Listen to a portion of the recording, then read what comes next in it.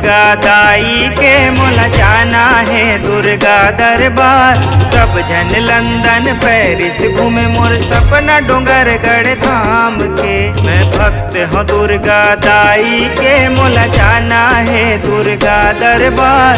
सब जन London Paris घूमे मोर सपना डोंगरगढ़ धाम के। मैं भक्त हूँ दुर्गा दाई के मोला जाना है दुर्गा दरबार। सब जन लंदन पेरिस घूमे मोर सपना डोंगरगढ़ धाम के।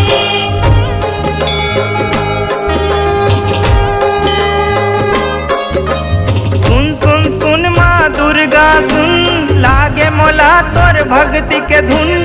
सुन सुन सुन माँ दुर्गा सुन, लागे मोला तोर भक्ति के धुन। लागे मोला तोर भक्ति के धुन।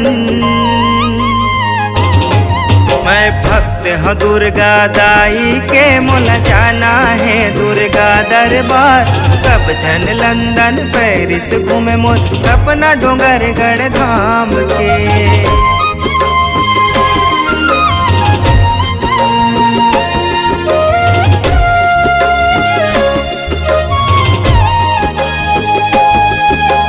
सबले बड़े मोरे माता वो, तै सबके जन्म दाता वो। सबले बड़े मोर माता हो, तै सबके जन्म दाता हो। हारा तै किनारा तै, सबके पालनहारी तै। सबके पालनहारी तै।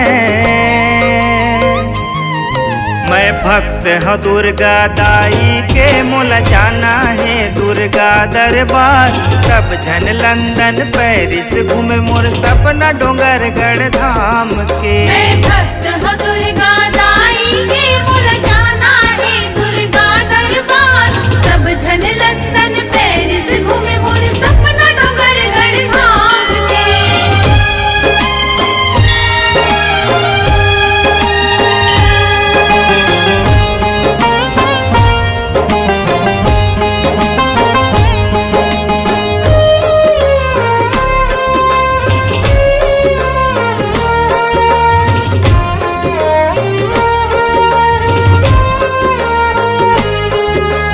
पर्वत माँ तोर डेरा है, चरण मसरग बसेरा है।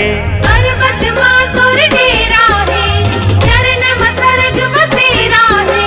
काली तै चंडी तै, गिरजा माँ भवानी तै। गिरजा माँ भवानी तै।